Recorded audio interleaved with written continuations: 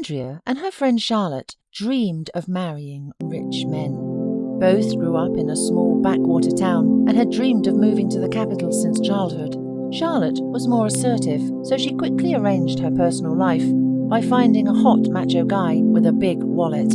Andrea, meanwhile, continued to live in her native town and put up with annoying classmate Todd, who had returned from the army and was courting her. Everyone in the town said that it was a mistake to refuse him because Todd was good-looking, hard-working, not a drinker. But she wanted more. In her perception, happiness meant having a lot of money and a high social status, while love was something that only happens in movies.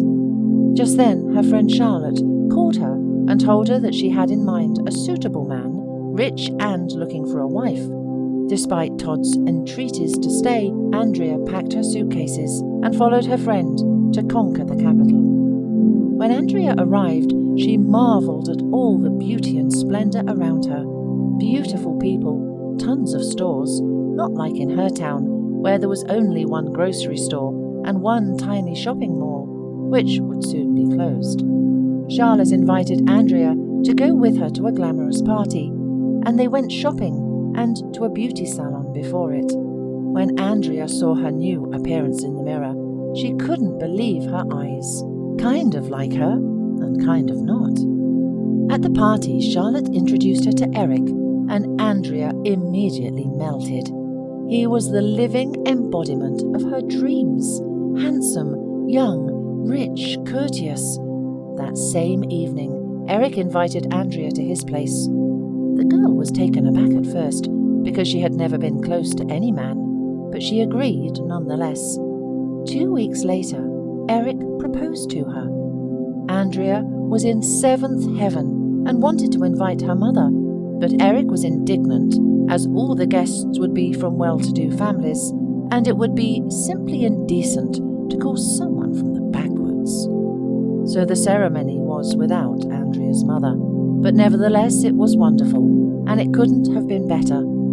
For the first week after the wedding, Eric was extremely nice and caring. He bought her clothes, jewelry, he did everything she asked him to. But after one important banquet, everything changed abruptly.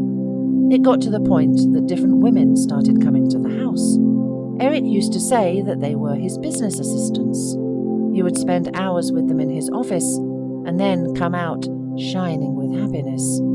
In general, Eric stopped paying attention to Andrea at all, as if she was not his wife, but just a neighbor. One evening, Andrea decided to dot all the I's and cross all the T's, and she had the courage and asked her husband why he treated her so badly. Eric said rather coldly that he had only needed her to close the deal. His uncle was very old-fashioned, and he said that if Eric did not marry before his arrival from Germany, he would deprive him of all his rights to the business. So Eric had to do something, and just then his acquaintance Charlotte told him about her friend Andrea. Andrea was shocked. She did not expect this. After weighing the pros and cons, she decided to return home and apologize to her mother.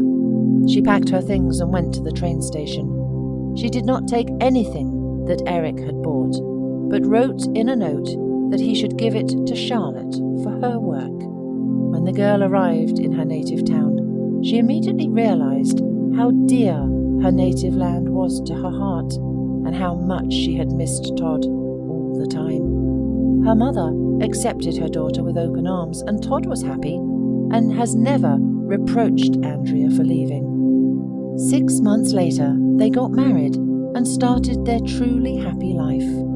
Soon, they had 2 sons. Over time, they opened a small store, and now their family business has reached the regional level.